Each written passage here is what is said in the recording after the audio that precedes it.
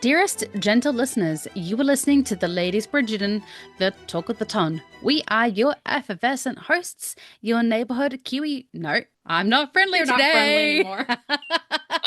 Your neighborhood friendly Kiwi Tash from Middle-earth, New Zealand. I'm Patty, Regency romance enthusiast, currently writing her strong, confident, intelligent, independent, and dependable era. Settle down onto your favorite settee as we delve into the lives of the elite and illustrious ladies, lords, and royalty of the ton. This Bridgerton podcast is two friends talking romance, symbolism, Easter eggs, and Deep diving into the connections of our favorite characters. We cover both book, TV series, and notable social media, and therefore will contain spoilers. I like that it's kind of a little bit like it is springtime here, so cheep, cheep, cheep, cheep, deep, deep, deep, deep. I was saying, like the little baby bird's been born. We didn't have the spoons to be creative because we're tired. Just like deep. Minimal effort. Did my son have me up 2 days in a row at stupid o'clock? Yeah. Yes. Did I sleep till 6 a.m.? No. Dearest listener, in today's episode, we see Portia usurp Prudence and give Penelope golden child status. I wrote twice, but I know the name. Portia spits a word salad she hopes everyone takes for an apology. The three sisters, for the first time, balk at Portia's narrative. Pen uses Whistledown to voice her feelings again. She's not ready to stand up to her mother alone. And the Mondrich marriage showing signs of struggle. Dun dun dun. Dun dun dun. Pot snacks. Let's start with...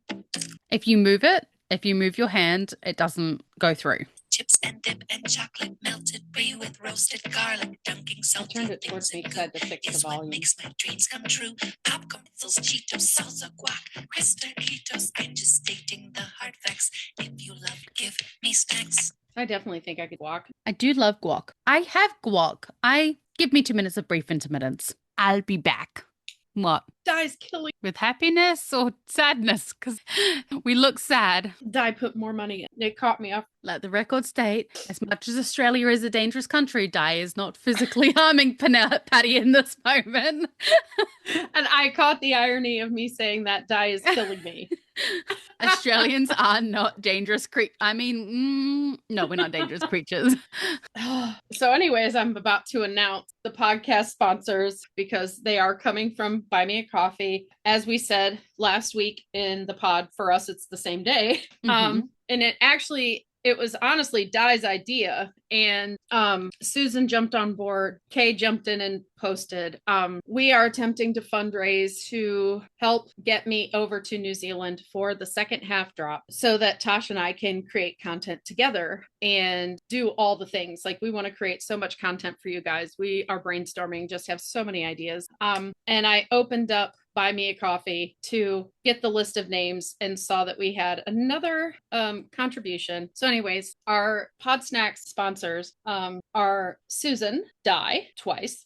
Die to the power of 2. Di squared. Anne, Maria, and Marianne, and Val. I had to scroll up and find them. There are Pod Snacks sponsors today because anybody who contributes to Buy Me a Coffee becomes a Pod Snacks sponsor. So we name your name as the people who sponsor what we chew on while we're chewing the fat and chewing apart these scenes for you to digest. But yes, Di, you caught me off guard because I'm very overwhelmed at you guys' support and very much appreciative and grateful and just surprised in a good way. So thank you very much. And my Pod Snacks of today, I had different Pod Snacks last time. That was my dinner. It's done. I am now currently snacking on I'm snacking on grapes, but I do have some chili cheese corn chips here if I so choose. What's your Pod Snack? Well, I was going to go make myself some quick guac, but now I'm telling Di that she needs to start saving her money to come and join us in February. She's just like, oh, that pin money. Can I come and be a ward of your estate? I would love to have that kind of pin money. Di has agreed to adopt Lady Patty. Typical of a wife. My husband's not home to spend all the grocery money, so there's extra. Ain't that the truth? Yeah. My Okay. son moved out and I've spent a lot less on groceries. I think if Stephen moved out, I would like the good thing is that having Stephen and Ezra and Amelie to provide for forces me to not just make easy choices, especially Amelie because she's vegetarian and she's not the kind of vegetarian who likes eating like because I've bought a few meat alternatives and she's like, as much as I really, really appreciate them, she's like, I'm happy to just eat like vegetable subbed in rather than like meat alternative because they're really expensive. And she's like, I love them. I'm like, cool. But and you can actually make a really good burger yourself with black. I do it with falafel. Like you don't have to go buy a black bean burger to make it. Yeah, no, I do falafel patty, a creamed falafel, not this patty. Not me. I'm not grilling you. Which that's the entire reason why Patty became spelled with an I. Because when Patty was spelled with a Y, she got called every kind of patty in the book. Burger patty, chicken patty, fish patty. I lived in the country, cow patty. Honeybee patty. So any kind, if there was something said patty, that became me. So I changed it to an I. I know. My little autistic literal self was like, you can't call me those names now because my name is spelled with an I. Doesn't matter how it sounds. Totally how it works. Yes, totally different. I don't ever remember what the tension. Oh, yeah. So odd snacks. You were gonna make guac. I was gonna make guac. But yeah, no. She was gonna make guac, and then I started crying. I was like, oh no, I haven't even got the onions yet.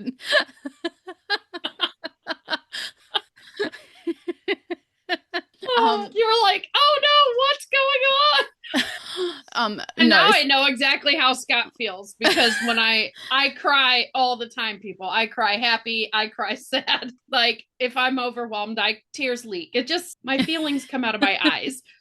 And I said his name, but whatever. There's a hole in the lining. Patty has sprung a leak. And Smaug, which I've already said his name, but whatever. Smaug like really struggles with figuring out if he needs to get into fixer mode or whatever with me. He's like, I did something nice for you. Why are you crying about it? I don't understand this. And now I get it because I watched Tosh go, are you okay? So if you ever meet me and I spring tears, it doesn't mean I'm sad. I could be angry. I could be happy. I could be angry. I could be happy. I could be sad. I could be anything.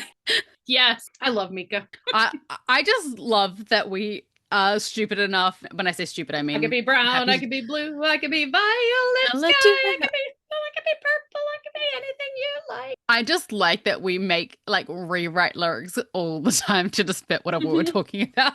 Because I do it all the time. Like I'll be making dinner and I just make up a song because whatever. But yeah, what I was mentioning about before I gotta go back and remember, what is that song I gotta rewrite for you?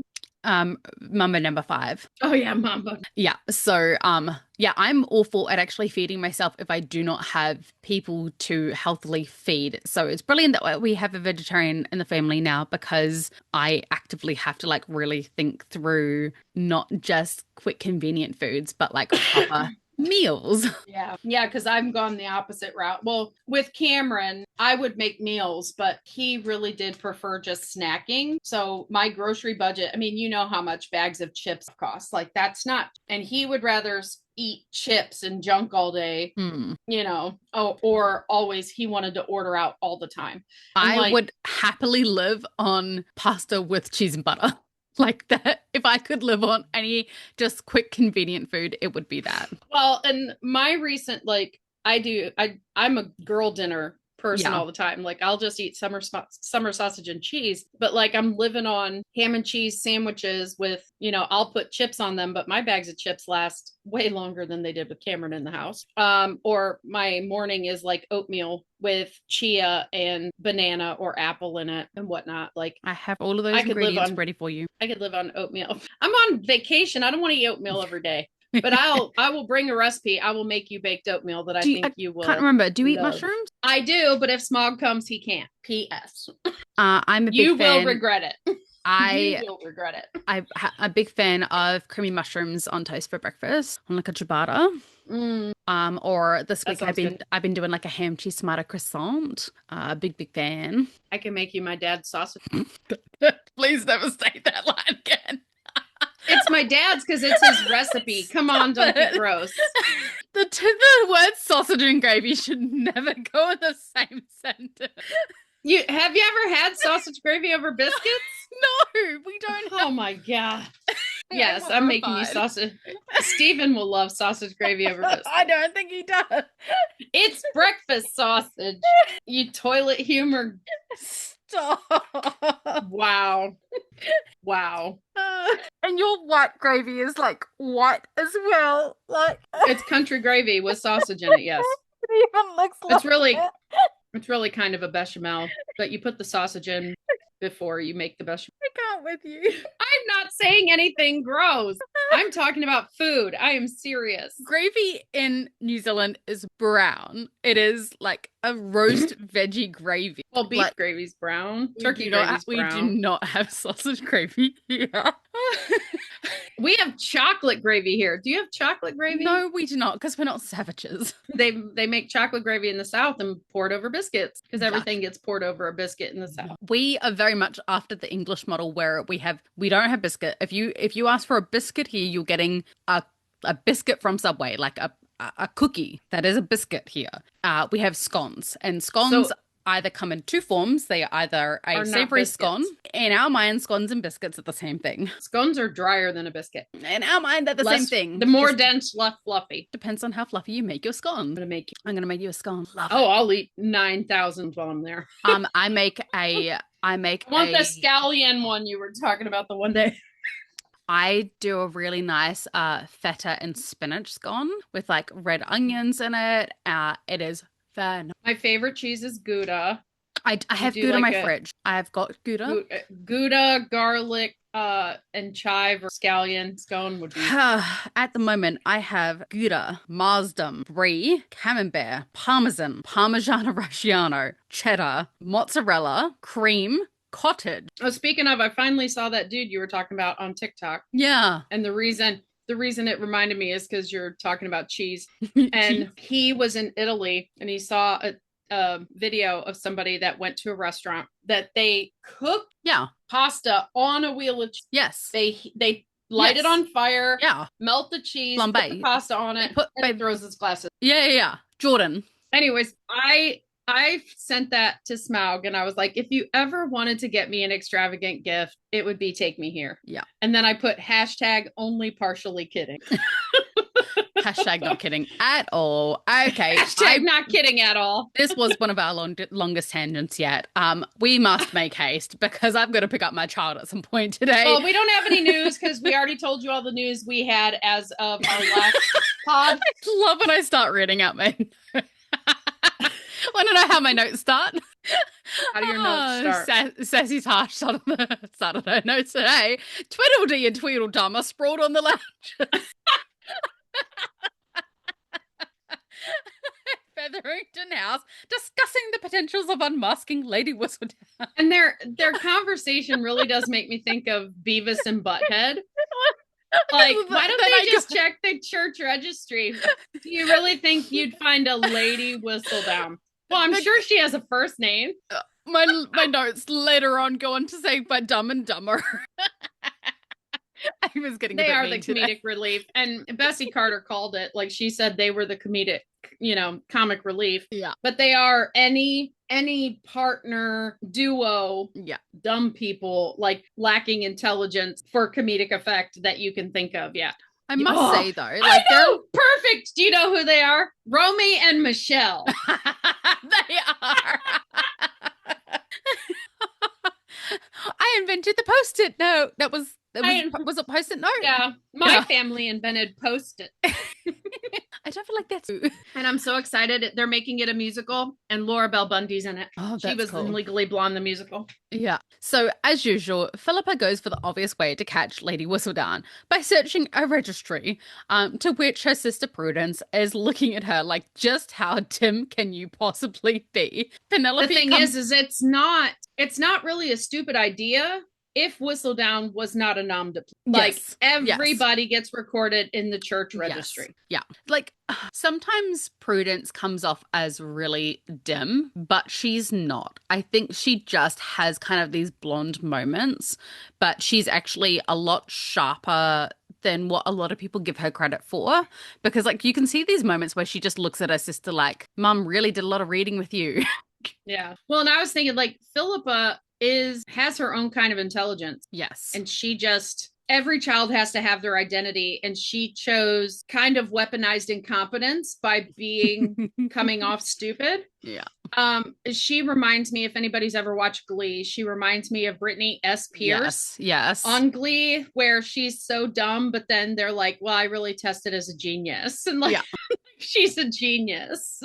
Yes, one of my cousin's ex-girlfriends was like that, where I thought she was like dumber than a stack of bricks sort of thing, and then she got like ducks of like the top, the creme de the creme of her class, and I was like, oh, so you're just acting dumb. She was one of those girls who wanted to appear more attractive by baby voicing dumbing herself down. Dumbing herself down, which is my pet peeve in life. So I think most smart girls at some point have done that. Like I did it through high school because nobody liked me being smart in junior high. I still was smart. Like I still got good grades. I was in like all the things, National Honor Society and all that, but I downplayed it. I didn't raise my hand as much in class and stuff like that. I at least like that Philippa is kind of like giving out ideas and suggestions of, well, have we tried this? Have we tried this? It's not like Prudence who just like sits there and shoots everything down, but doesn't actually give any active participation, any substance to the conversation. She just wants to be there because it's like, well, with Penelope busy planning her engagement party, I don't have anyone to pick on anymore. So I'm going to pick on. And I think that is it. There's always got to be someone to pick on. And with Penelope gone. Penelope's not actually planning anything. They're invited. I think that Penelope has been kind of busy with other things. Yes. And the girls aren't, because Portia is now trying to, and you can see how difficult it is for her to act this way. She's trying to act like a Bridgerton and it is completely outside of her wheelhouse. It is this whole scene. Portia is awkward from start to finish in it. Like this is not her usual. Yes. Well, even because we haven't even gotten up to that part yet. Like, so, you know, they're talking about like, no, you cannot find Lady Whistledown that way. And this is when Penelope comes marching into this room. And Penelope marching reminds me of like a meerkat going to war. Like, you can look as fierce as you want, but you're still tiny. But I don't think she was marching because I think this was like her first. This was the first signs that she was preggers, because she was racing for the food. Like she might as well have been Colin and go beelining for the tray of food, right? Yeah. And the whole conversation, she's popping food in her mouth. And then when she's sick of everyone and satiated, she picks up some form of food and takes it with her and says, I'm going to my room to read. Well, she says, she comes marching into the room telling them that they will not unmask her as she's too good at hiding herself. And I think the underlying Barb here was that Penelope would rather die of shame than to ever be unmasked by Dumb and Dumber there. Like, she's like, if I have ever taken such missteps that I am caught by these two dimwits, I will hang up my hat. Like, but I also saw it as confidence that if Eloise never figured out it was her, that she felt untouchable, because to her, the smartest person in the room is Eloise. Well, and that's the thing. She believes her bestie is the smartest person she knows. Yes. So, yeah, I think it was definitely a Barb to her sisters, like, yeah, you are not smart enough to unmask. Like, and I think part of it in her mind, she's thinking, God, I can't wait till I have smarter siblings. She's about to have the smartest person she knows as a sister as well. And Kate is her sister-in-law. I was about to say, she's smart. Kate is intelligent and strong. And Daphne's intelligent. Yeah. Yeah, she's going to have... is very smart. Yes, I've actually seen Florence Hunt starting to, which is Hyacinth, starting to post a wee bit more. I just saw her post something on TikTok as well. She is just an outstanding beauty. I think she is definitely going to be the new it girl. You guys did get a little Bridgerton news because you just reminded me. Florence Hunt and Will Tilston and the girl who plays Posey has been posting things together. Yeah, the three of them. And there's speculation that we're gonna get the Bridgertons taking her in as a ward for that reason. That was what I said. Because when I saw that photo, I was like, the only reason that I could ever think that Posey that Posey, Hyacinth, and Gregory would ever be in a scene together and therefore on set at the same time and like kind of bonding was if Posey had moved into the Bridgerton house and therefore like as a ward after, and so we get the book ending. So I do hope that we also get the vicar ending as well, because that would be really, really cute. That was probably like people's favorite what do you call it? Epilogue, like in all of them. Yes, I would love that epilogue all day. Yes. So, this is when Prudence then questions Penelope on how she managed to secure Mr. Bridgerton. And I laughed that she questioned whether Penelope found a spell in a book, because I think Prudence looks like she would be absolutely perfect to reprise the role of Winifred in Hocus Pocus. Yeah, the three sisters there actually could be the three sisters, but Penelope would be Winifred. Sarah Jessica Parker. Yes, that person. That person. Yeah, I don't remember her name. It's Winifred is Bette Midler, and then it's Kathy Najimy is the dark hair. Oh, Di's so mean. She goes, but Patty first. I'm not going if she can't. I'm like, love me. As of the 22nd, supposedly anything that I visualize comes to fruition according to Neptune moving back into Pisces. Her name was literally Sarah. Sarah Jessica Parker's character was Sarah. That's what I said. Sarah. Her character was Sarah. Her character is Sarah. Okay. And then the last one is Mary. Who would make a good Mary? Because, so we've got Cressida, we've got Prudence. Mary's kind of the dumb one, though. No. Well, I mean, they're both kind of dumb, but Miss Hardigan or Miss Barrigan. Well, I would say of the three sisters sitting in the room, Penelope would be Winifred, and Prudence would be Sarah, and Philippa would be Mary. But I just thought Prudence, really funny, I see Prudence sniffing more, so Prudence might be Mary, sniffing out them kids. Well, it's certainly not going to be Finchy, because he's always got sinus issues. True. Her kids are going to inherit sinus issues. I laughed when I saw it, because like obviously with spooky season approaching, we've got 11 days now until Halloween, and so obviously there's hocus pocus like stuff everywhere. So when I saw her joke about like, are you a witch, and I'm like, you actually would fit the role of a witch really well. Well, and I think that this also shows a progression of their accepting of Penelope being able to attract a man, because with Debling, they're like, oh, she must have caught him in a closet. Like she entrapped him. But with Colin, knowing he loves her, because I'm sure that Portia has conveyed this to the sisters, right?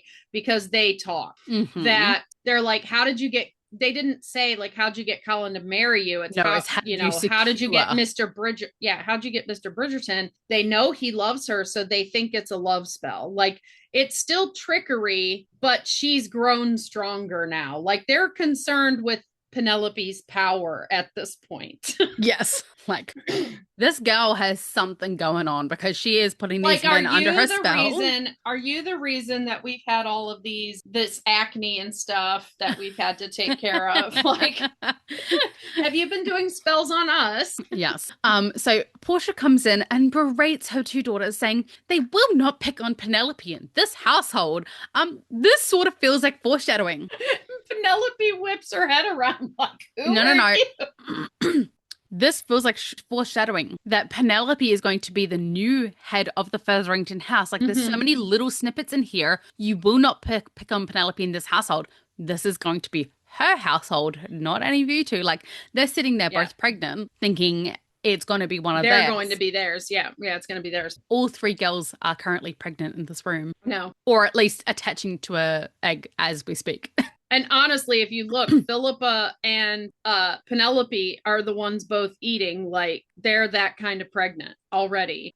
Super ironic though that Portia is saying this when I think that Portia has been her biggest bully for all these years, and she is the role model that these girls learnt from, and Penelope and the girls all know it too.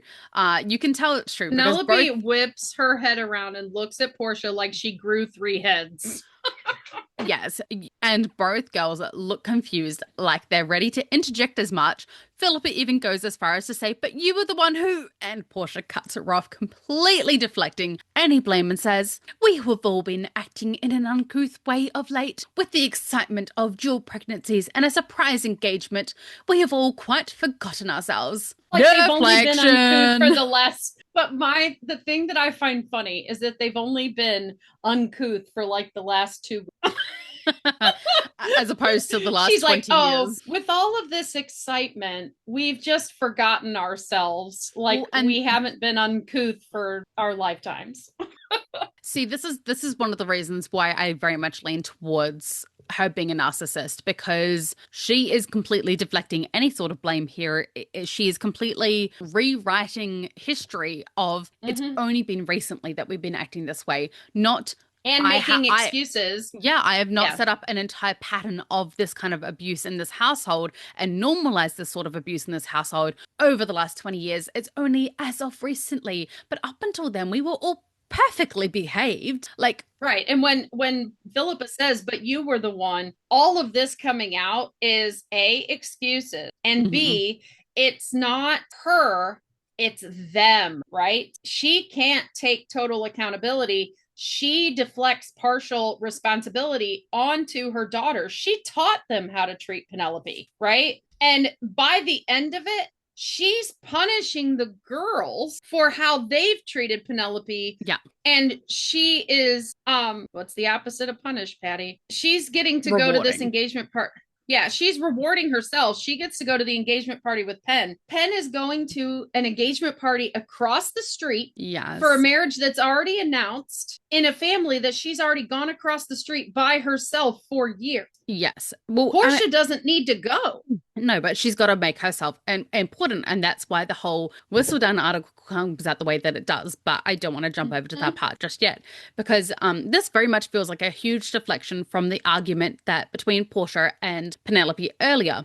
A way for Portia to dismiss her initial reaction as just overwhelmed at the huge news of late and not that she was acting as a terrible mother. Portia goes on to say the grossest thing that I was literally watching this last night and I snorted in disgust when she says, but as the head of this household, I will remind us, as if, yes, she needs to remind herself also that Featherington support one another. And she pulls down her bodice, like she's so awkward saying it. And this is the whole thing. It's fake. It's fake. She is trying to align with the Bridgertons, and she wants to appear to be what Colin wants, because Colin's the one who stood up to her. Yes. And said, you will not disparage my wife. Well, you know, all this stuff. So, and Varley has also reminded her who they have, like looking down their... breathing down their necks, breathing down. I was like, looking down their necks, that's not correct. Looking down their dress. I think Dundas wants to look down her dress, but breathing down her back. Yes. I think he'd like to do that too, because he's a bit of a creepy dude. Yeah. Prudence. It would be this kind of breathing. Yeah. Sorry for those who had headphones on. That was probably quite overwhelming. I feel like we need to put a disclaimer, like a warning, like you may get grossed out during this. They already know our ADHD quite well, and that random noises come out of our faces. Not our mouths, just our faces in general. Our whole face. Prudence and Philippa immediately snicker because of how wild the concept is. They're like, is this bitch for real right now? Like, Prudence straight up snorts. Like, Prudence what is this woman up to? Like, and Penelope interjects and asks that if what Portia was doing earlier was supporting me. Portia initially sighs and tips her head back like, girl, can't you just take this non-apology apology? Like, I gave you something. You can't bring that up. Oh, I'm gonna quote a few people I've had in my life. I apologize, and therefore, yeah. I'm gonna quote a few people in my life. She's basically saying, "But that was the past. You can't bring up the past." No, we've moved on now. I've moved on, so you've moved on. We've moved on. We've moved on from that. Then actually says, "You are right. I have been unkind." This, I don't know why, but this line/scene from her gave me mad flashbacks to my mum's days of our lives overacting. Like, you are right. I have been unkind, but it stops now. And thankfully, we have your engagement party coming up to allow us a fresh start. Well, and I took that as like when you look at all the narcissistic mother content out there, like one of the things that always gets said when kids vocalize their experience, the mother is like, oh, yes, I know I was a terrible mother, right? Yes. And so like the way she said this, yes, I've been unkind, like I've been such a terrible mother. Even the way that she said it was dismissive, like, yes, like it wasn't even that bad. You're just being dramatic about it. Like I said, I apologize. Yeah. Why are you bringing that up again? Yeah. Yeah. Like the whole thing is just deflection mania. And you can see it's word salad. This is not how you apologize, people. If and you keep want in to mind, apologize correctly, go back to the last scene and look at Colin's apology. Like when you were becoming impregnated, I actually think that is the most volatile time for your emotions. And that's usually when people are like, wow, you've been acting crazy. Like, have you done a pregnancy test? Like Penelope has she does a really good job at like downplaying, ignoring, pushing aside. She's like, not this time. Not this time. Is that what you were doing earlier? Supporting me. Like she's so sarcastic there. I love it. Even like the way that she came into this room was like, this is going to be a very crude metaphor. You know, when you spoilers. Toilet humor is coming. Gravy boats will be required. You know, when you are busting to go to the toilet and you know that you are so close, and so your bowels almost like they're like, okay, I'm there, and it's just like you could not sit down fast enough. This is what this scene feels like. Penelope is busting at the seams. She's like, I have had licorice, I have had dairy, I've had 3 coffees.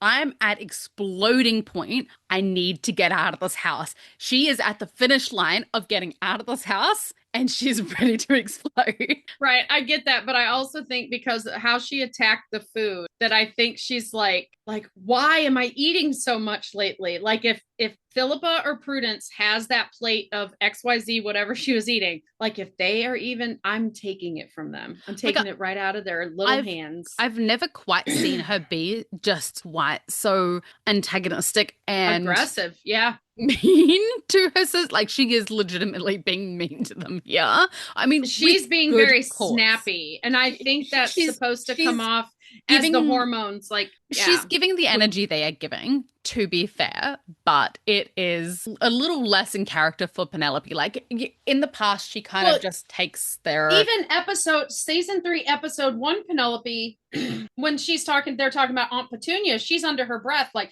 no, just didn't like either. Yes. Right. And then when they were walking out, talking about who's going to have the heir, she again is still under her breath. You will be mama to the heir, not mama. Like not heir, you'll be mama. And she's like, because who would visit any of you? And it's still kind of like passive aggressive, but quiet. And here she's just like, you're never going to find out because she's too good at hiding herself. Well, like she's straight up aggressive. There's 3 parts of this. I think part of her always kind of maintains some sort of semblance of, I'm not going to bite back at them because then I've got to deal with them more. And I'm stuck in this house for the rest of my life. And because they've married married untitled gentlemen, they are always going to be around, and therefore I'm not going to give this energy. But now she's like, well, now I've married, yes, an untitled gentleman, but one from a very affluent and influential family, and therefore I'm outies. I don't have to be nice anymore. I don't have to hold down my feelings and push aside everything anymore. I'm gonna barb. Well, and I think she's also barbing because she now knows how babies are made, and she now knows they're all 3 in the race. They don't know it. Yeah. She knows it. And she is giving as good as she gets because this house could very well become hers. This entire scene is full of a lot of Easter eggs that she was going to become the next mama. So Penelope absolutely looks baffled by her mum's change of heart, but knows her well enough to know that there's some sort of scheme behind the insincere words. And you can see her kind of like her head is like the clock is ticking sorry. It's because it has to do with the engagement party, because when she says the sisters can't go, but they're going to go, she knows, that's it. Well, this is where the next part comes in. We know that she knows that the scheme involves getting in good with Bridgerton so that they will pretend protect Portia against Dundas. Like, Penelope doesn't know that part yet, but she knows there's some sort of... She wants to align and connect, yeah. I know words. I know how to say them. I swear it. Yes, Portia knows very much about Dundas now, thanks to Varley's reminder. And so she's like, well, I've got to play this all correctly to get in good. And Portia is really trying to get her daughter on her side for the scheme, because she then goes on to tell Prudence and Philippa that Penelope and Portia will be attending alone, which is actually super weird to not have your sisters attend your own engagement ball. And I would think that society would think as much as well. Like, what is happening in that household that there is such... that there is... I don't know what I wrote there. I don't. I wrote in that household that there is such a right that they have not invited their sisters. Such a right. Right. Like, to me... Rift. I think you meant rift. Thank you, Rift. Thank you. That is... I don't know how it changed to my phone when I start typing... Autocorrect. No. My phone, when I start typing too many notes, it takes, like, I'll type on my phone and then it takes like another 10 or 20 seconds for the typing to actually turn up. And by that point, I'm like 20 paragraphs down, so I don't notice it. Yeah, but I also think because these girls married misters, Portia, of course, because she is so focused on standing, she is thinking she will have less of an advantage with the Bridgertons and aligning with the Bridgertons if she brings the quote unquote poor relation with them, but not realizing that the issue the Bridgertons have with the Featheringtons has never been their money. It's never been their status.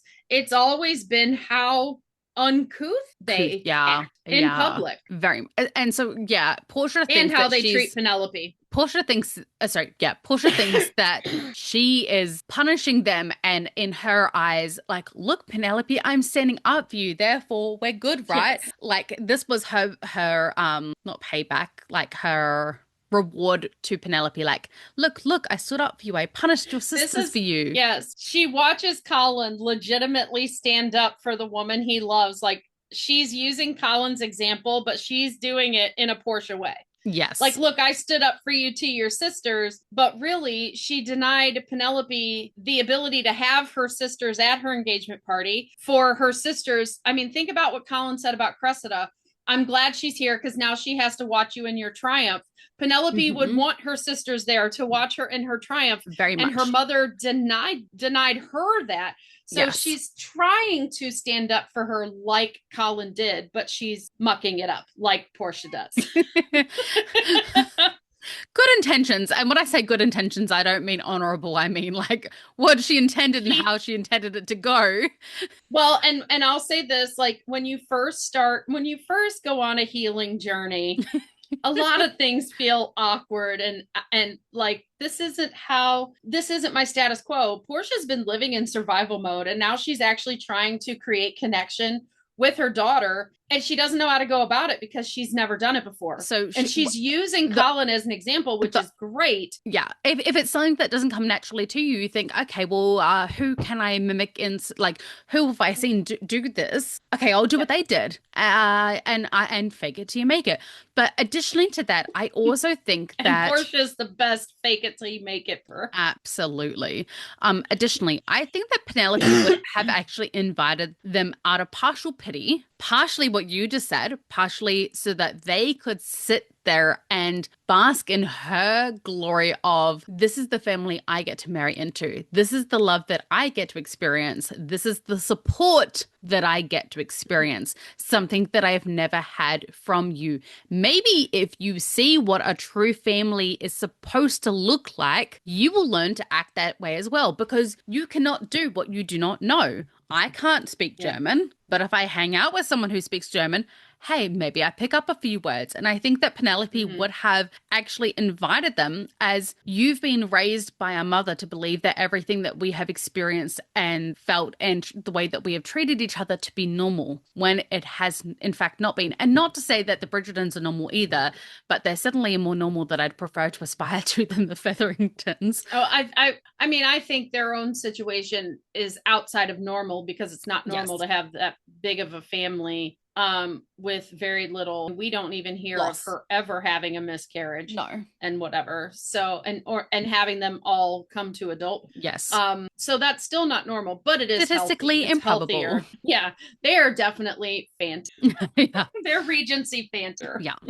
Additionally, I also think that Penelope would have invited them because not inviting them would jilt Finch. And I think that she knows that in that household, both brothers, well, both of the specifically Finchy and Danky as well, but I think it has been Finchy that has been like a little ball of support in that household for her, where I think he has shown her the most kindness in that household that she has ever experienced.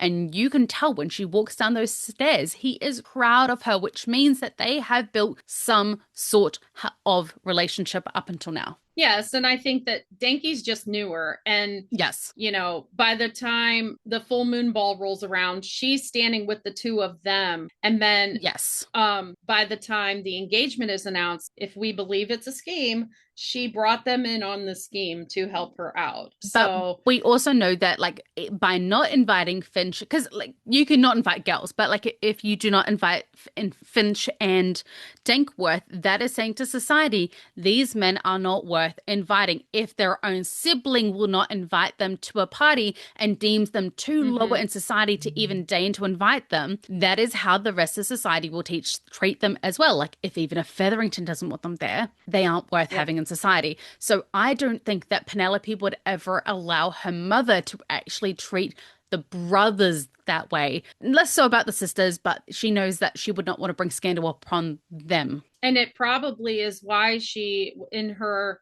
outing of herself decision, she funded their ball how they wanted it to go. I think so as well, because I think that was her using her influence to elevate the men and by extension the sisters as a part of healing of they got to have the final ball. Yeah, they have schemed and connived and they have been their mother's daughters, the only thing that they have ever known, but we want to do better than that. So if I want them to do better, I need to start with myself and allow them to elevate to where they want to be in society, and I can help them get there. Like, and that's part of our healing. So this scene just to me didn't, but again, this is the beginning of their healing arc though. Penelope's so a lot pregnant, of it is awkward. And so the things that you do when you are pregnant aren't necessarily in line with who you are. Well, and I think all three are like that. I mean, Prudence is a little bit more of who she is in this scene. Prudence, but more. Yes. A little extra. Yes, and for sure. So I think that this is and she was just being Portia and just being awkward and she's trying to be fake in front of her daughters, and they know her very well. But this is probably how the next 9 months went or so, because it's her dealing with three very hormonal daughters at the same time. 3 daughters on their on their period at the same time is enough to make yourself want to throw yourself off a bridge. 3 daughters pregnant at the same time. Like, sorry, I'm going on vacation to Scotland. I heard someone wrote a book about it. It's really good over in Greece. Like, I'm outies. Right. Like Portia stayed in survival mode until all the babies born. Yeah. Okay, so Portia continues. It will give you 2 girls time to deliberate on how best to amend your behavior towards your sister, as if she weren't their tutor in such behavior. And Penelope clearly thinks as much as well, because she seems disgusted at Portia's attempt to throw her own daughters under the bus for her own gain, and says, I'm going to my room to read. Like, Penelope has watched her mum throw cousin Jack under the bus. I think that there's part of her that knows her mum well enough to know that her mum was probably at the very least complicit in those schemes. Penelope has watched her throw the Bridgertons under the bus for a situation that they themselves created with the Marina situation. She has seen her badmouth the Cowpers and every one of her friends, but I think that Penelope thought that her own daughters would be her limit. And to be proven otherwise, yes, it was just like a throwaway comment, a throwaway action to try and get in the good graces of Penelope, but she's like, are you kidding me? You were even willing to trample your own daughters to self-serve again. Like, and she doesn't understand that this time the self-serving is to protect her daughters in a way as well. But like, I think in this point, like, if I was Penelope and I was like, Jesus, you're even willing to throw us under the bus. Like, you are not a mother. Like, with the information that she has at this moment. And the piece de la resistance Mm-hmm. is the very next thing Portia says. When Penelope says, I'm going to my room to read, what is Portia? You say it right as I put a huge blob of sausage gravy on your... She says, okay. Let me rub it in. And why is okay the piece de la resistance? What does Portia normally say when Penelope is involved?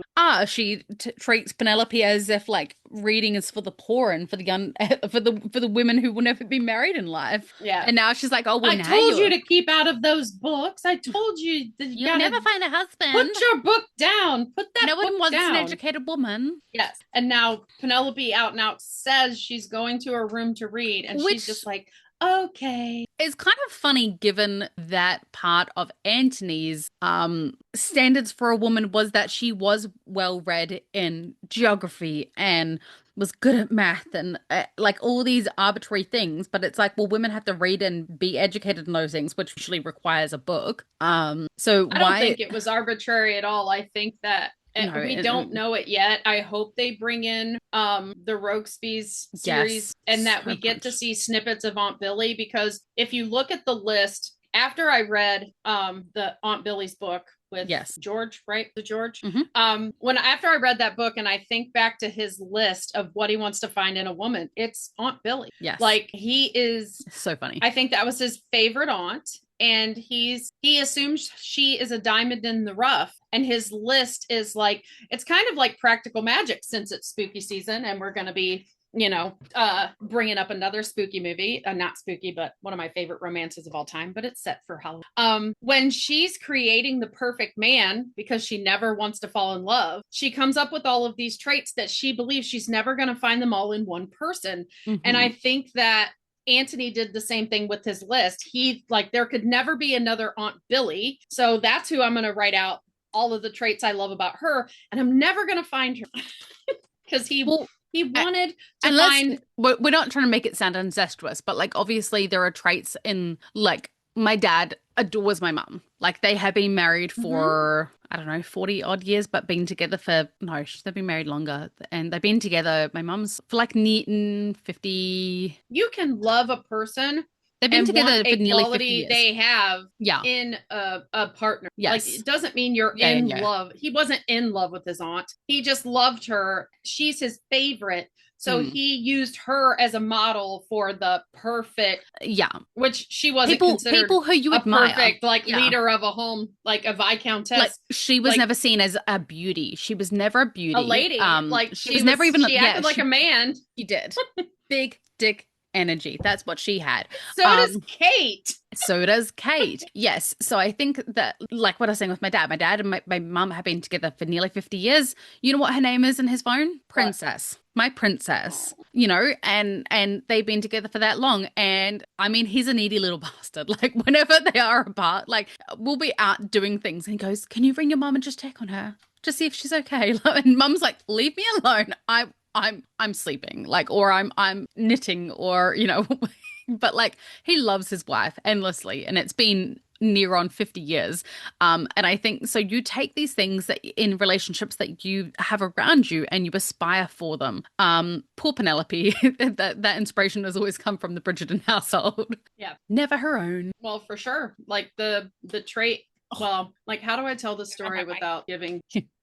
I knew who I wanted to marry when I saw a situation. I was taken to be introduced to their grandparents, and I watched a man who loved his wife so much, and she's a stubborn cuss, and he didn't know how to get her to do something she needed to take care of herself, and he was so worried about her, and he enlisted his grandson.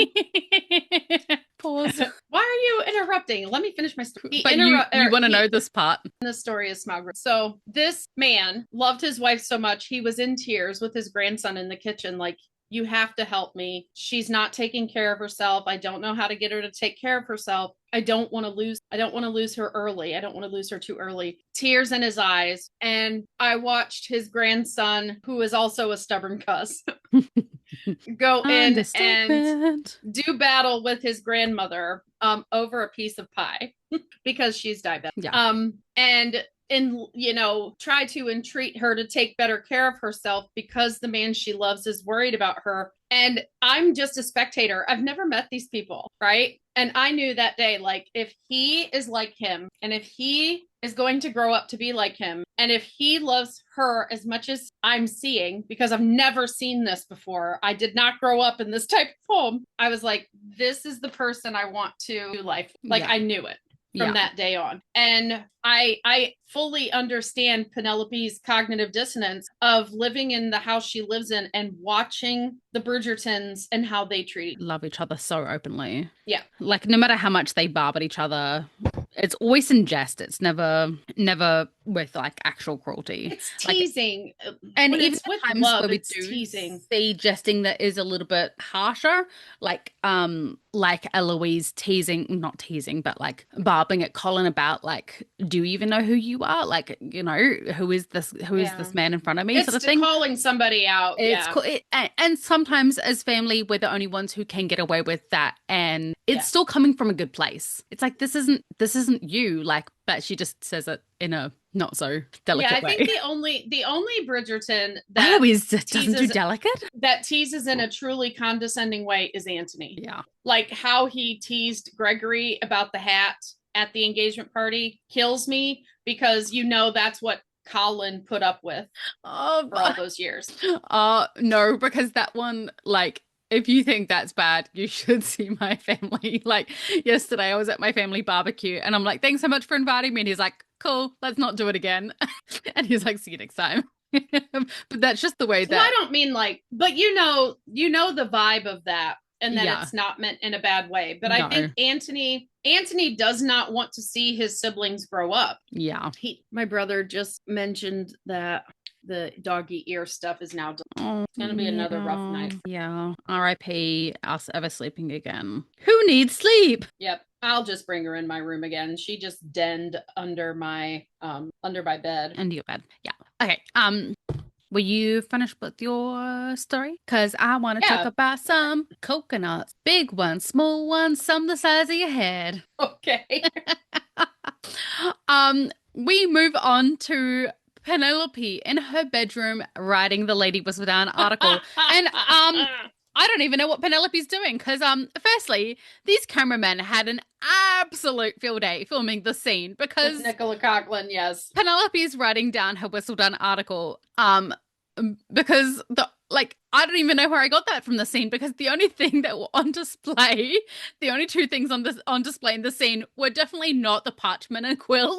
Like, whew, this outfit is. Well, and the thing is all the memes out there, think about it, all the memes out there were talking about how Genevieve and stuff was starting to dress her for her husband's aesthetic, like, pointing out her assets. Mm-hmm. But I think they used clothing on Nicola Coughlan's normal form to make it look like, because what happens when you're pregnant? They balloon. Your boobs get bigger. Yeah. So I think that a lot of the clothing choices throughout the second half after the mirror scene are to draw your attention there.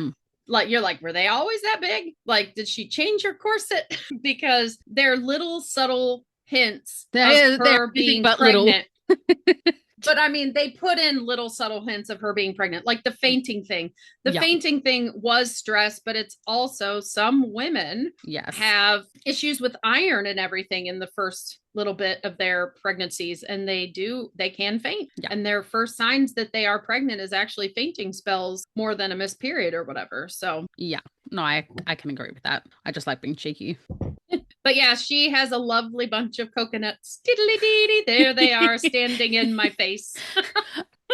Something to be admired at what is it called? The Perfect Titty Committee? And Pen, you did not need that elaborate nightgown with the shoulder business. You should have worn your muslin if you're trying to seduce your husband. Seduced me. Seduced. Like, it's maybe so stupid I can't even speak right. Okay, so this is when the Lady Whistledown article reads, and what a barb it was. It seems the only thing quicker than a match between Miss Featherington and Mr. Bridgerton is the rest of London's quick return to old ways, with Lady Featherington racing to attach herself to the Bridgertons and the Queen back on her fruitless hunt for Lady Whistledown. But this secret is not one that can be rushed. That was definitely a sharp barb at her mother. It is not often that we see Penelope using Lady Whistledown as a way to air private grievances. And it's a wonder that the Queen did not figure out that it was Penelope based on this very close, intimate knowledge. When Penelope writes... And she hasn't talked about her mother like this since the very first Whistledown. Yes. Tasteless, tactless mama. Yes. She did not explicitly mention, but did basically throw them under the bus with the whole Marina situation by basically saying that they were complicit in it. She said Marina came to their home. She made it sound like Marina was already pregnant. She was saying they were all marred. Yes, but Marina manipulated them, but they knew that by association they were going to struggle. Yes. When Penelope writes in anger or emotion, she definitely gives away the most of her identity. And it's quite surprising that no one notices this. Like, the whole thing about, like, people were like, the Queen is like, oh, she hasn't mentioned my diamond, therefore this is a giveaway. And it's like, you didn't think that the knowledge of Marina's pregnancy was like, okay, well, it has to be someone from these two households. Like, when she's writing such intimate things about engagement notices, hey, it's not about what's missing from this article. What is in this article? These people only got engaged last night, and this article had to have been written last night to be published this morning. So where has this knowledge come from? Once again, has to have come from the Bridgerton or Featherington household. So when she said everybody out of the room except for the Bridgertons, why would you not include the Featheringtons in there as well? I think she included the only Featherington she thought was possibly could do it. Yeah, but there are a lot of Bridgerton now, so I don't have to call out the Featherington. Yeah, but I mean, there are plenty of women out there who play dumb. Yeah, I think she came in, she acknowledged Portia's possibility and she had to acknowledge someone, and it was Portia's house, and Portia potentially could be Whistledown, except Portia doesn't know how to keep her mouth shut in public. I think the Queen dismissed her as a possibility. But what I find funny, since, we're talking about all the ways Penelope has told everyone she's Whistledown, is that Eloise and Colin are both angry at what she has said about themselves, and they always say like how she talks about the Bridgerton, but really the both of them are selfishly just mad about what she said about them. One line she says about them in a protective way or a calling out way. In truth, she was calling them both out for their behavior, and that's what they're mad about. But they lump in like she always talks smack about the Bridgertons, but the Queen is there because she favorably talks about the Bridgertons, so she's decided it must be a Bridgerton. Yeah. The irony. Yeah, very much that. But it's also I think when you're a very passive person and you constantly let people away with behaviors, you're not doing yourself, them, or your relationship any favors, because that anger doesn't usually go away. It usually builds up. And I think that she does use Lady Whistledown as an outlet to voice all the things that she feels but doesn't feel comfortable saying as Penelope Featherington. Out loud, yeah. Yeah, she self-abandons a lot. Like, even in the drawing room with the sisters and her mother, she escaped. She couldn't stand up for herself in the way she wanted to. She was trying, but it became overwhelming. So she went and she poured it into Whistledown, which is what a lot of us would do with a journal. And that's her biggest issue, is that instead of journaling, she's writing it for the public. Yeah. I think that is where people, do hold issue with Lady Whistledown, and kind of what she says is that, she does use it to hurt others, whether intentionally or not. And I'll say this as somebody who has self-abandoned, I'm healing from that. like we've talked about it, how you type out a long text and then you erase it and type it again and erase it and type it again. And sometimes you're so dysregulated, you're angry, you're whatever, that you don't really realize what you're saying. And that's why you erase and rewrite, because you get it out and you finally get it out. It's like journaling it. And then you go back and read it and like, well, that's not actually how I feel. Like, I just needed to kind of like Taylor's eras. By the time you're done writing it out and creating it, you're out of that era. Yeah. Yeah. You got it out. And so you I'm go always back so and proud whenever you reference. Well, it just made me think of it because she said that, like, by the time I finish the album, I'm out of that era when I was writing it. Yeah. And that happens to me real time. Like, I'm writing out a whole long text and then I go back and read it, and I'm glad I reread them before I send them, because it would be bad. And I've got another friend like that. First thoughts of everything. Yeah, and I've got another friend like that, but like on a tenfold level, when I'm like, you need to actually sit in this and think about it, because some things that are said can't be unsaid. And right. I'm sure that give it a week, you're not actually going to be feeling this way, but you can't undo. And then you start getting into this like, well, I've already said it, and you get into this defensive place that you can't come back from. Well, some of my healing things are like, if I type it out and I read it and I erase it and I type it out again and read it and have to erase it again, then I set my phone down and I walk away and I go do something else for a while. Yeah. Because obviously, like, the feelings need to come out, and they don't need to come out to a person I'm communicating with until I know exactly what I want. Yeah. Yeah. If it's something I even need to bring up at all. Because sometimes when you're angry, you become like when they drain the hydrant, they open the fire hydrant up and they're just, everything spills out in a rush. Yeah. And that usually knocks some kid over. A kid?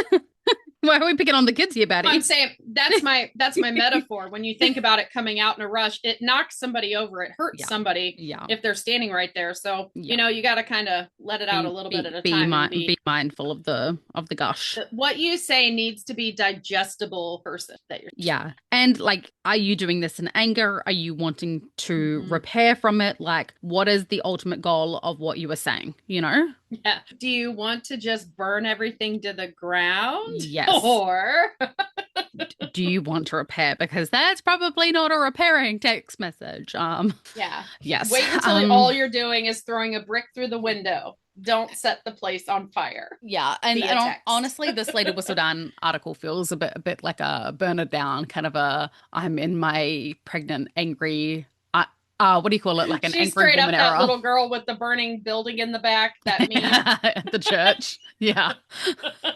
Yeah. Okay, let's quickly move on to the Mondrichs and then wrap up this episode, which is great timing, because then it gives me a little bit of time to. So we're not doing this season again.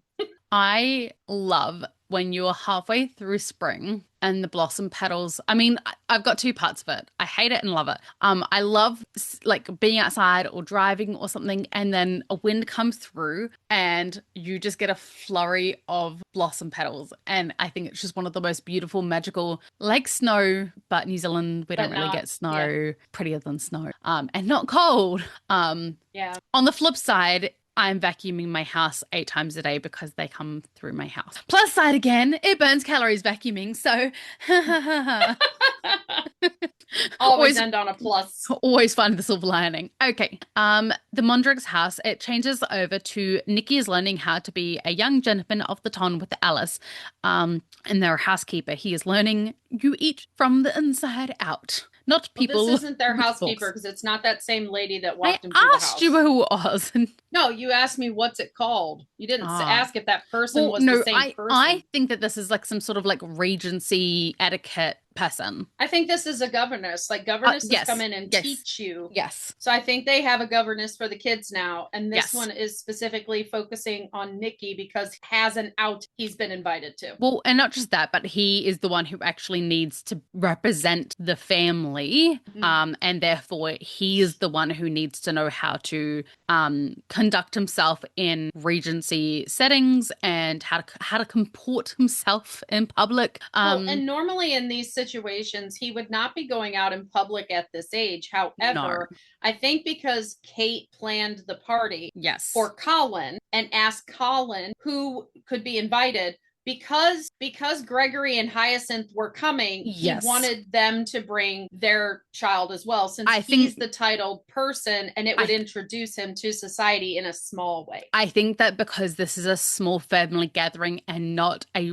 ton event per se, because it's family, that they are inviting the kids as well so that they can bond with other children who have been raised in the ton, because as we know from school, kids learn really well from other kids. And so, I mean, not that Gregor and Hyacinth are always the best of influences. When you have a change, just like we said about Portia, when you have a change and it feels awkward at first, you want to find someone that you can use as an example. Yes. And I think that Colin acutely, I mean, he and Benedict both, but Colin especially, understand how awkward they feel in the ton, and that they want to do what's, their ultimate goal is to do what's best for Nikki so that they don't mess up his chances. So he finds a way to include Nikki by making it a small family affair, because Colin doesn't want everything to be small. That wedding was big, and he planned the wedding based on. This moment also sort of reinforces for me that Will and Alice really are one of the couples in Regency times, of the way that they actually work as a team and support one another, because Alice tries to call attention to how well Nikki is doing. Like, she's praising him, something that wasn't necessarily like, this was your expectation, this is what you have to learn. I'm not going to praise you for something that you should know how to do. That was more in line with how parents raised their children back then. But instead, she is, you're doing amazing. Look, your dad's going to be so proud of you, and tries to call attention over to Will. She says, just like his mother. Yes. Well, yeah. Yes, yeah. He gets it from me, doesn't he? Gets it from his mama. It was kind of like a cheeky, like, I say things like that, and Stephen says things like that to, like, kind of bring the attention of the other person in a cheeky manner. But Alice realizes that Will is too focused on the debts of his bar, trying to hold onto some sort of semblance of him physically providing for his children. And I think Alice realizes that, and she excuses herself from the governess to go and sit by him. And Alice, being the good wife that she is, reminds Will that his role is as a father isn't just to provide financial stability for his children, but it's actually to be present in their lives and to watch the milestones while they go through it, and not look back at regrets that, yes, you may have kept a bar going to feel like you were providing your own future for your children, but you no longer have children and you've missed out on seeing them. And I feel like they are actually a very relevant 2025 kind of couple, because that's something that a lot of 2025 couples are kind of going through at the moment as well. And I actually felt like this is really relevant to a lot of conversations going on today, where parents are under this huge pressure. It's happening in both America and in New Zealand and in Australia, where the government is really trying to dictate how we raise our children. We can't take them out of school to go on holidays or bonding, like family trips, and it very much feels like we are moving away from family being the main priority, and they're trying to force us into a society where capitalism is running rampant. Not that I'm trying to get political here, but like, I'm very, very passionate about family. Like, I come from a big Greek family, and I just think that, like, she is saying something that's really relevant. Like, two parents have to work to afford to live. Yeah, and ultimately he is where he was embracing the change in the beginning, where when it seemed that they could make the rules and do whatever they wanted. Yeah. He is now, he can't let go of the past, and it's hindering their movement forward, and that follows most healing journeys as well. Like, you have to be able to let go of the old version of you to reach the new leveled up version of you. And ultimately, to what you said, my generation, especially coming from the first generation where divorce was prevalent. I mean, divorce has happened for a long time, but it was very prevalent in my, the boomer generation. And the Gen X kids and older millennials had to live through it. Well, because now the system that we had worked, because we had a dad who went to work and a mum who stayed home. And so the mum's job was just to raise her children. And that was at least somewhat manageable. And now it's changed to a society where women are expected to work, to raise the children, to run the household, and they are doing it all. They are doing everything, and everything is on their plate. And ultimately, not to get political, but I'll talk about the patriarchy. When we went from the patriarchy.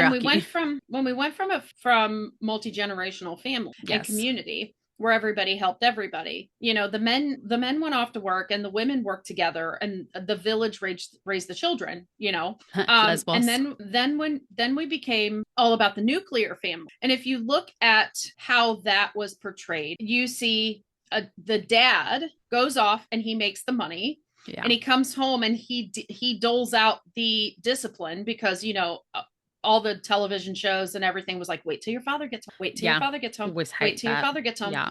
And so he was the provider and the disciplinarian. And the mom did all the emotional stuff and the nursing and the teaching. And then when we hit the point where divorce was prevalent, then the court system elevated that and escalated that because child support became a thing and deadbeat dads became a thing. And it became the only identity a father had and was what he could monetarily provide for his children. Yeah.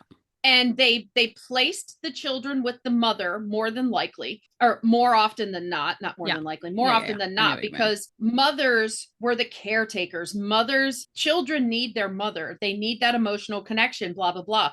Men are not supposed to be emotional, and media is already taking us away from men having emotions, because any kind of emotion or sensitivity or whatever is treated as feminine. Yes. Because in the late 70s, early 80s, people were worried about their kids growing up to be gay.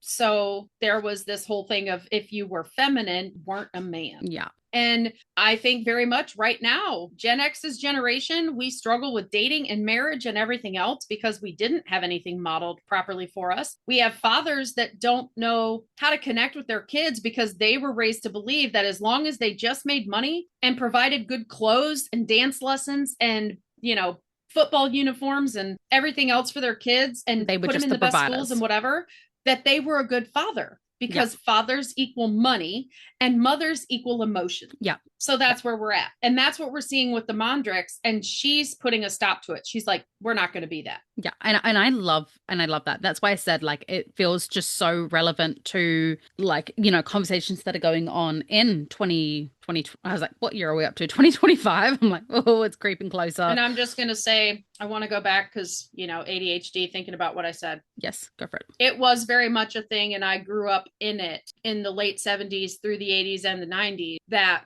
LGBTQ was other. Like, they still are, but it was very bad then. Yes. And parents were afraid their kids were going to be this. And I very much am an ally. I just don't want anyone thinking that me saying it that way, I'm anti, because I'm not.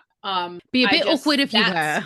Yeah, me and my brother would not get along. He would not be sending me eardrops for my doggy. Yeah. But unfortunately, that was the truth of the time. Much like we talk about the truth of Regency times in regards to women, this was the truth of that time, that the media made my parents believe that was and the church, that was the worst thing in the world that could happen to your child. Yeah. And I do really love that Bridgerton does bring up this topic in a very palatable way where it's not aggressively in your face, but Alice is being like, hey, like, and I think it is because they didn't come from that rich society where parents are actually raising their own children. They don't have housekeepers to do it. They're actually bonding, and everything that their children know has been directly taught from them, where they have to, and like, I love. And they were both at the club. They both worked together. They've always been a team. Like, my favorite thing ever is, I've sent you the videos where Stephen is teaching Ezra how to install a new door handle, how to use the screwdriver. Those are the really important, those are the core memories that children have. And I think having a really sound foundation, like having one role model and a parent is fantastic. Having two, I think, like having a really solid support system in your life is making a huge difference to children. And I love that we get to see that in Will and Alice in such, in such a time where that was not done. We had these families like the Mondrichs and and the Bridgertons, but I think the Mondrichs, it's done in even, because we actually have that nuclear family of Will and Alice, whereas we only know the memory of Edmund. And I think sometimes in a memory, hopefully not lost the internet because it's saying trying to connect on my it must be my just froze. Yeah, sorry. The wind sound too. The last time you froze in the last pod we just recorded, the last froze, your face froze, but I could still hear you talking. This time it all went. No. I even got a notification on my Google Docs saying like trying to work offline, and I was like,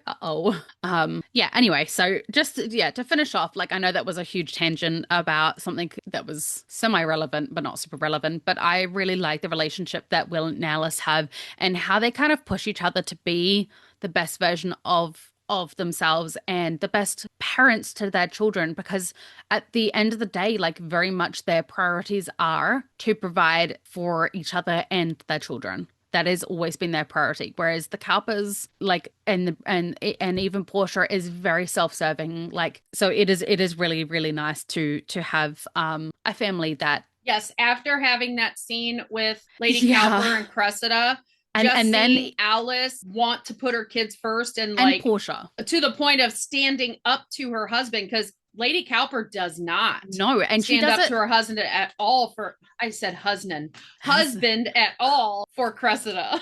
Patty's having a stroke. It's fine. I have them 20 times a day. I think we've gone from multiple. Don't put that business in the world on me. Sorry. What are you doing? We've gone from multiple scenes that we've done in the last 2 episodes talking about how people have mistreated their children and families, and then we've now got like a family who are fighting for their family, like to be the best version of themselves for their family. And I love that Alice is so firm with him. I cannot take a break. You can and you will. This is very much a woman saying, this is not optional. You need to take care of yourself. You need to take care of your family.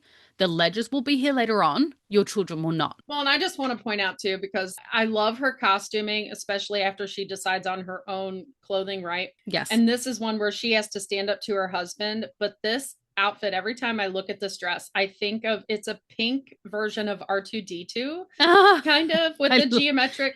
And so it comes off very metallic. Like for me, this is her armor. Like she has to stand up to her husband, and she's wearing the armor. Like she's going to battle with her husband for her kids. Like every time I see this scene, because I stopped taking notes once I got all involved in Don Quixote, but I did watch this scene and I'm like, this is probably one of my favorite dresses of hers. Really pretty. Because I love hers. And it does look like if R2-D2 had a girlfriend, it would look like this dress. Like, I love it. I would wear this dress as a shirt. Like, this is my style. It's geometric shapes. It's pink. I love it. It's kink. That sounds wrong. I didn't say kink. I said pink. Oh, it came out kink. I was like, all right, Patty. No, it's geometric shapes and it's pink. Like pink makes it's so way Patty, more sense. That dress. Make that as a shirt. That's so Bridgerton, and I would wear it. That's so Patty. But I did I see this as that's her armor dress. It's the least, it's more sharp lines actually to the dress as well. I mean, it still has the rounded neck and whatnot, but it is stiffer. It's a stiffer material. So for me, it's like her armor. She's going to battle with her husband for her family. And so that's how it came off to me. Yeah. I really like that they are very much a team and call each other out in a respectful way on each other's crap. So we will finish it off there for today, gentle listeners. Oh, wait. Not leave it there. Wasn't there a thing we talked about back in the day? See if you can pull it out of your brain, that you said when we got to the scene, you wanted to talk about it because they showed the place setting from an aerial shot. I even tried to look at that place setting in an aerial shot, and now I'm like, I was looking at it yesterday being like, this is tickling something in me, and I just don't remember what. You had brought it up before, like you had looked up the China or something. There's a specific reason that they're showing it from an aerial view, because we do not see that in any other. It was your idea. I don't remember what it was. I'm just wanting to remind you because I remember it was smart and brilliant. And I forget that you can't screenshot. Go to cap that. Well, it doesn't matter that much. I have no idea what it is that I don't either. That's because there's nothing that's jumping out at me. They did use a lot of aerial shots. I mean, there's probably some sort of Easter egg here, because there was a lot of Easter eggs in the aerial shot of Luke's desk, or Colin's desk, Luke and Colin's desk.